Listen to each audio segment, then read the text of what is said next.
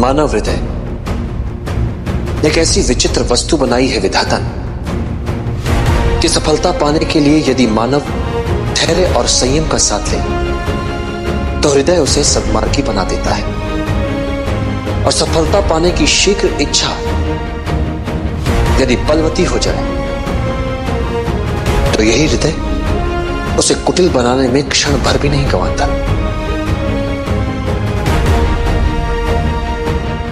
एक नायक, एक आदर्श सेनापति जब इस बात से संतुष्ट हो जाए कि इसी मार्ग पर चलकर उसे विजय मिलेगी, यही मार्ग उसे सफलता की ओर ले जाएगा, तो फिर उसे दृढ़ता के साथ अपने निर्णय पर टिकना चाहिए।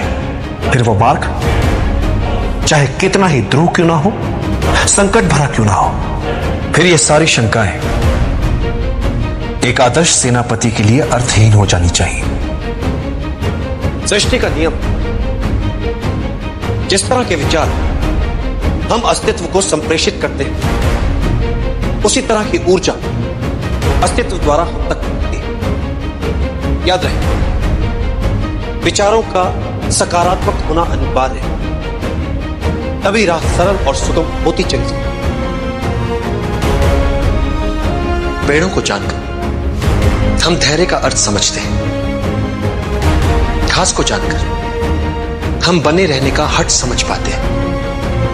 प्रकृति में हर वस्तु के होने का एक अनूठा कारण होता है।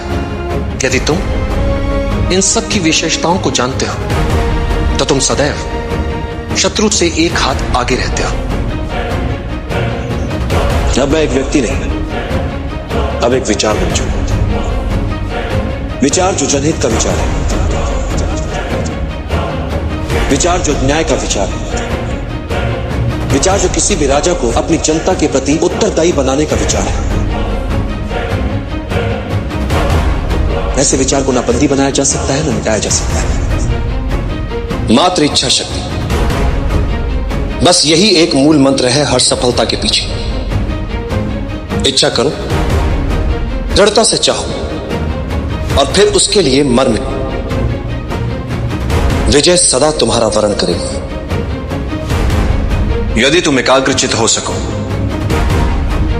अपने शरीर के साथ साथ अपने मन पर भी अधिकार कर लो, तो एक साधारण शरीर भी असाधारण कार्य कर सकता है। चाहे जितनी पीड़ा हो, यदि तुम्हारा मन उस पीड़ा को माने ही ना तो।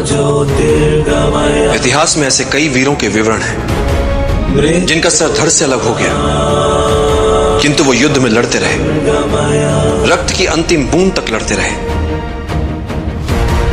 उन योद्धाओं को गौरवान्वित करो, बता दो उन्हें कि अब तुमने संभाला है उनका उत्तरदायित्व। अपने लक्ष्य की प्राप्ति के लिए पूरी निष्ठा से एकाग्रचित होना ही पड़ता है, और जो आवश्यक भी है। किंतु यदि ऐसा ना करें तो हमारे विरोधी, हमारे शत्रु हमें जीने ही नहीं देंगे। फिर भी कभी कभी जब हमें कोई हमारी पूरी सावधानी बरतने के पश्चात भी चकित कर देता है तो अच्छा लगता है।